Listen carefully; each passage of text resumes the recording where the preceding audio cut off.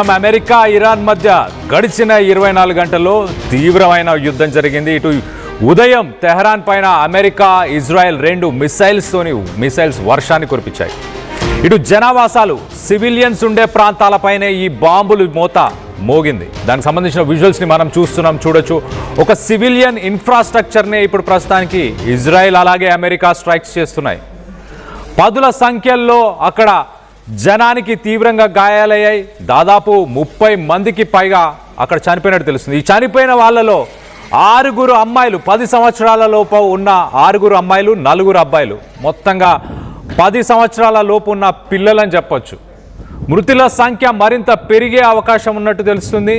మరొక పక్కన ఇటు ఇరాన్ కూడా గల్ఫ్ దేశాలపైన విరుచుకుపడింది. ఇటు అమెరికా ఇజ్రాయెల్ చేసిన ఈ స్ట్రైక్స్ పైన ఇరాన్ కూడా చాలా సీరియస్గా తీసుకుంది.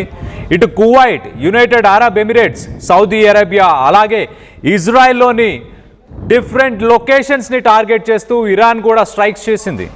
ఒక్కసారి డీటెయిల్స్ అన్నీ కూడా చెప్పే ప్రయత్నం చేస్తా.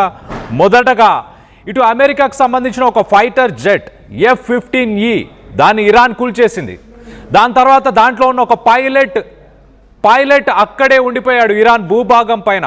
ఆ పైలట్ని రెస్క్యూ చేయడానికి అమెరికా తమ యుద్ధ విమానాలు, హెలికాప్టర్స్ని పంపించి ఆ పైలట్ని రెస్క్యూ చేసే ప్రయత్నం చేసింది. దాని తర్వాత ఇటు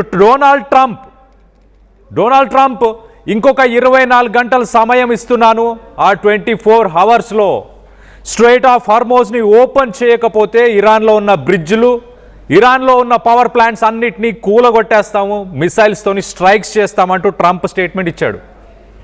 ఇటు సీజ్ ఫైర్కి సంబంధించి ఒక నెగోసియేషన్ నడుస్తున్నట్టు ఆ మీడియేషన్కి సంబంధించి కొంత డిఫెన్స్ అనలిస్టులు చెప్పుకొస్తున్నారు. 45 రోజుల పాటు యుద్ధంలో ఎవరు కూడా మిసైల్స్ కానీ దాడులు కానీ చేయకుండా ఉండాలంటూ మీడియేషన్ టాక్స్ నడుస్తున్నాయని చెప్తున్నారు. మరొక పక్కన దాడులు మాత్రం విస్తృతంగా మ్యాసివ్ స్ట్రైక్స్ అని చెప్పొచ్చు. ఇరాన్కి సంబంధించిన రెసిడెన్షియల్ ఏరియాస్, ఒక పోర్ట్ పైన కూడా దాడులు చేశారు, ఒక యూనివర్సిటీ పైన కూడా దాడులు చేశారు. ఇటు షరీఫ్ యూనివర్సిటీ ఆఫ్ టెక్నాలజీ, ఆ యూనివర్సిటీ పైన కూడా దాడులు చేస్తే దాంట్లో 13 మంది చనిపోయారు. మొత్తంగా దాదాపు 30 మంది గడిచిన 24 గంటల్లోనే 30 మంది ఇరాన్లో వివిధ లొకేషన్స్లో, ఇటు పోర్ట్ దగ్గర, యూనివర్సిటీలో, ఆ యూనివర్సిటీ పక్కనే ఒక గ్యాస్కి సంబంధించిన డిస్ట్రిబ్యూషన్, ఒక గ్యాస్కి ఎనర్జీ ఇన్ఫ్రాస్ట్రక్చర్ అని చెప్పొచ్చు, ఆ ఎనర్జీ ఇన్ఫ్రాస్ట్రక్చర్ని కూడా ధ్వంసం చేశారు. దానికి సంబంధించిన విజువల్స్ని ఒక్కసారి చూసే ప్రయత్నం చేద్దాం.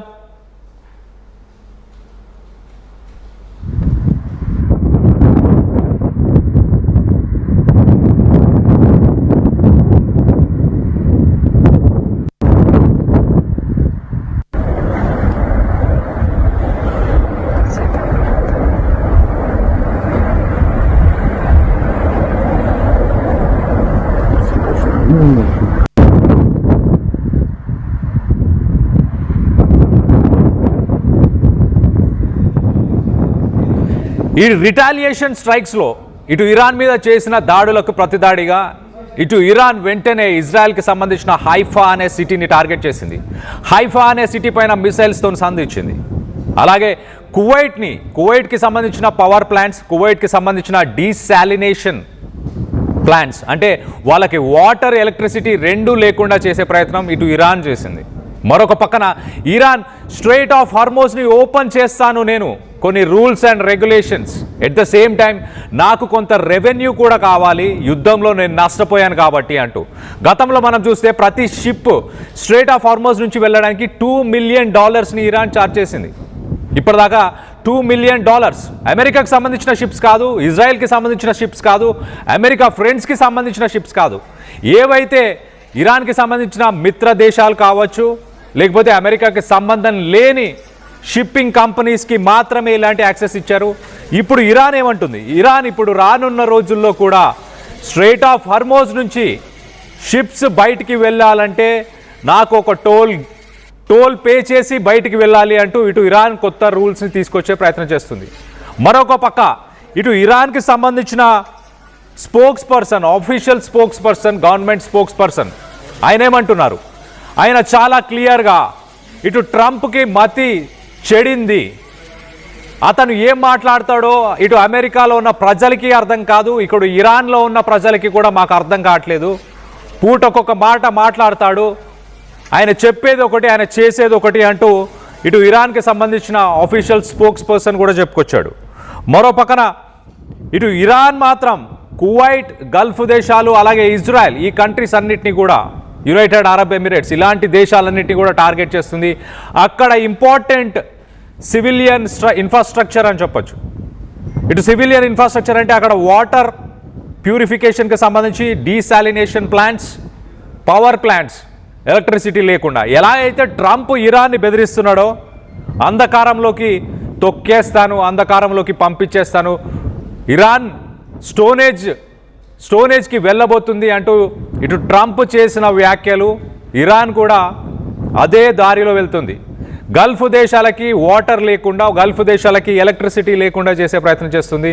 ఇంకా సివిలియన్ ఇన్ఫ్రాస్ట్రక్చర్స్ని కనుక అమెరికా కానీ ఇజ్రాయెల్ కానీ టార్గెట్ చేస్తే, సివిలియన్ ఇన్ఫ్రాస్ట్రక్చర్స్ అంటే ఒక రెసిడెన్షియల్ బిల్డింగ్స్ని కనుక అమెరికా ఇవాళ టార్గెట్ చేసినట్టు మళ్ళీ చేస్తే కనుక ఖచ్చితంగా మేము కూడా సివిలియన్ ఇన్ఫ్రాస్ట్రక్చర్ని టార్గెట్ చేస్తాం గల్ఫ్ దేశాల్లో, ఇంకా స్ట్రైక్స్ని నెక్స్ట్ లెవెల్కి ఎస్కలేట్ చేస్తామంటూ ఇటు ఇరాన్ చెప్తుంది. కానీ అమెరికా, ఇజ్రాయెల్ చేసిన దాడులు ఒక్కసారి మనం చూస్తే కనుక 10 మంది చిన్నారులు, 10 సంవత్సరాల లోపు వయసున్న చిన్నారులు 10 మంది చనిపోయారు. 6 అమ్మాయిలు ఉన్నారు, 4 అబ్బాయిలు ఉన్నారు, 10 మంది. ఇటు ఇజ్రాయెల్ చెప్తున్న మాటలు ఏంటంటే, నేను ఇరానియన్ రెజ్యూమ్కి సంబంధించి అంటే ఇస్లామిక్ రెవల్యూషనరీ గార్డ్స్ కానీ మిలిటరీ కానీ వాళ్ళని మాత్రమే నేను స్ట్రైక్ చేశా అంటూ ఇజ్రాయెల్ చెప్తుంది. పోర్టుని స్ట్రైక్ చేశా అంటూ ఇజ్రాయెల్ చెప్తుంది. కానీ వాస్తవానికి అక్కడ చనిపోయింది సివిలియన్స్. మరి అలాంటి సివిలియన్స్ చనిపోవడానికి కారణం మరొకసారి అయితే కనుక అమెరికా ఇజ్రాయెల్ని వదిలిపెట్టే ప్రసక్తే లేదంటూ ఇటు ఇరాన్ చెప్తుంది. ఒక యూనివర్సిటీని టార్గెట్ చేశారు. ఇటు Sharif University of Technology ballistic missile programs, ఇరాన్లో ఉన్న బలిస్టిక్ మిసైల్ ప్రోగ్రామ్స్కి అది హెల్ప్ చేస్తుంది కాబట్టి దాన్ని స్ట్రైక్ చేశామని చెప్పేసి ఇటు ఇజ్రాయెల్ చెప్తుంది. కానీ దీంట్లో కూడా ఇక్కడ కూడా చనిపోయిన వాళ్ళు దాదాపు 10 మందికి పైగా వ్యక్తులు ఉన్నారు. వాళ్ళందరూ కూడా సివిలియన్సే.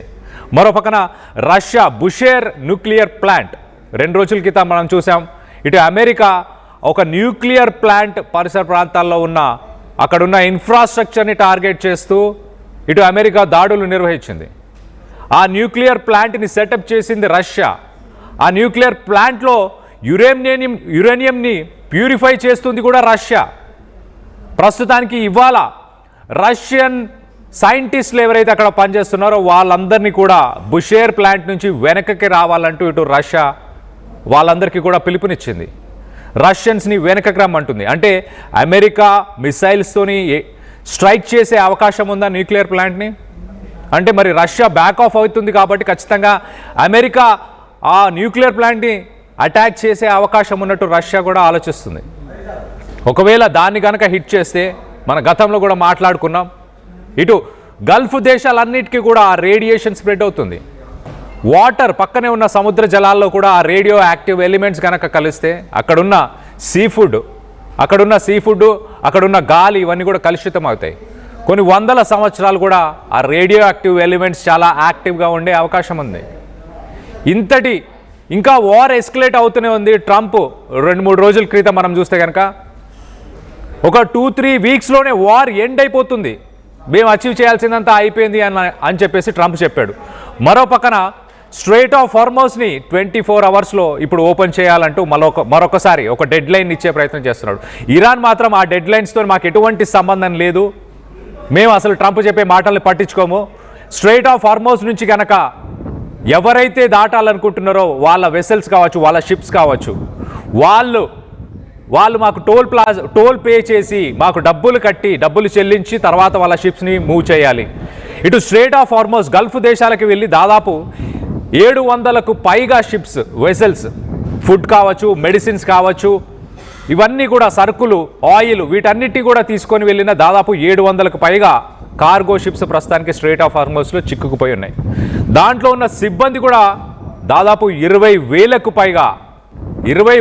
పైగా దాంట్లో ఇప్పుడు సిబ్బంది ఉన్నారు. మరో పక్కన గల్ఫ్ దేశాలకి ప్రస్తుతానికి, మరి ముఖ్యంగా గల్ఫ్ దేశాలకి ఇండియా నుంచి ఎక్కువ శాతం ఉప్పు పప్పు కూరగాయలు non veg even chicken mutton beef ఇలాంటివన్నీ కూడా ఇండియా నుంచే ఎక్కువ శాతం వెళ్తుంటాయి.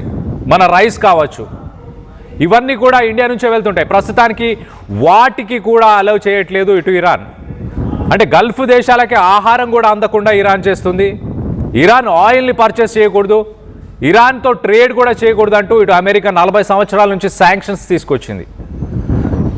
స్ట్రెయిట్ ఆఫ్ హార్మోజ్ని ఓపెన్ చేసే అవకాశం ప్రస్తుతానికి లేదు. స్ట్రెయిట్ ఆఫ్ హార్మోజ్లో ఇరాన్ మైన్స్ని ఏర్పరిచింది. దానికి నావీతో సంబంధమే లేదు. రాత్రి వేళ స్పీడ్ బోట్స్ని యూజ్ చేసి స్ట్రెయిట్ ఆఫ్ హార్మోజ్లో నావీ ఆ మైన్స్ని, ఆ వాటర్లో ఫ్లోట్ అయ్యే మైన్స్, లేకపోతే కింద స్మార్ట్ సెన్సార్స్తో ఉన్న మైన్స్, ఇలా డిఫరెంట్ సార్ట్స్ ఆఫ్ మైన్స్ని కింద ఏర్పరిచింది. ఒక్క షిప్ దాన్ని దాటుకొని వెళ్ళడానికి కూడా ఇప్పుడు ప్రస్తుతానికి ఆలోచిస్తున్నాయి. భయంతోనే షిప్స్ వెళ్ళడానికి ఆలోచిస్తున్నాయి. ఆ మైన్స్ బ్లాస్ట్ అవుతే ఆ వెజల్ ఏదైతే ఉంటుందో, ఆ షిప్ ఏదైతే ఉందో, ఆ షిప్ పూర్తిగా కుప్ప కూలిపోదు, అక్కడే మునిగిపోదు. కానీ దానికి ఎంత డ్యామేజ్ అవుతుంది అని అంటే అది ముందుకు వెళ్ళలేని పరిస్థితి. అది ఇమీడియట్గా రిపేర్స్ చేసుకోవడానికి దగ్గరలో ఉన్న పోర్టుకి ఇమీడియట్గా చేరుకోవాల్సిన పరిస్థితి. దాని బ్యాక్ బోన్ని, షిప్కి సంబంధించిన బ్యాక్ బోన్ని విరిచే లాంటి మైన్స్ ఉన్నాయి. సో మొత్తం మీద ఇది గడిచిన 12 నుంచి 48 గంటల్లో జరిగిన సంఘటనలు. ఇంకా యుద్ధం కొనసాగుతుందా? ట్రంప్ చర్యలు కావచ్చు, ఇటు ఇరాన్ స్ట్రెయిట్ ఆఫ్ హార్మోజ్ని క్లోజ్ చేయడం, వీటన్నిటిపైన మీ అభిప్రాయాలు ఏంటి? ట్రంప్ మాట్లాడుతున్న మాటలకి, ఆయన చేసే పనులకి అసలు పొంతన లేదంటూ ఇరాన్కి సంబంధించిన ఒక ఆఫీషియల్ చెప్పుకొస్తున్నాడు. మరో పక్కన ఇరాన్కి సంబంధించిన అంబాసిడర్ ఎవరైతే ఇండియాలో ఉన్నారో ఆయన పాకిస్తాన్కి అసలు ఎలాంటి రోల్ లేదు, మీడియేషన్ టాక్స్లో పాకిస్తాన్కి ఏం సంబంధం లేదు, పాకిస్తాన్ ఏ రోల్ కూడా ప్లే చేయట్లేదు, దానివల్ల ఏమీ కాదు అంటూ ఇటు ఇరానియన్ అంబాసిడర్, ఇండియాలో ఉన్న అంబాసిడర్ కూడా ఒక స్టేట్మెంట్ ఇచ్చారు. రానున్న రోజుల్లో యుద్ధం ఇంకా తీవ్రతరమయ్యే అవకాశం ఉందా? అమెరికా నిజంగానే ఒక ల్యాండ్ అటాక్కి వెళ్ళబోతుందా? ఇటు గల్ఫ్ దేశాల్లో దాదాపు 50,000కు పైగా అక్కడ ఆర్మీని మోహరించి పెట్టింది.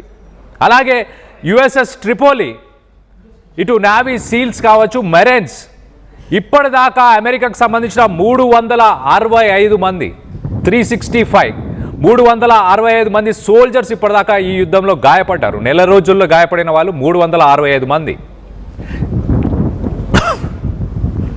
ఇటు స్ట్రెయిట్ ఆఫ్ హార్మోజ్లో చిక్కుకున్న మర్చెంట్ నావీకి సంబంధించిన వ్యక్తులు 20,000కు పైగా ఉన్నారు. దీనికి సంబంధించి మీరేమనుకుంటున్నారు? మీ అభిప్రాయాలని కింద కామెంట్ రూపంలో తెలియపరచండి.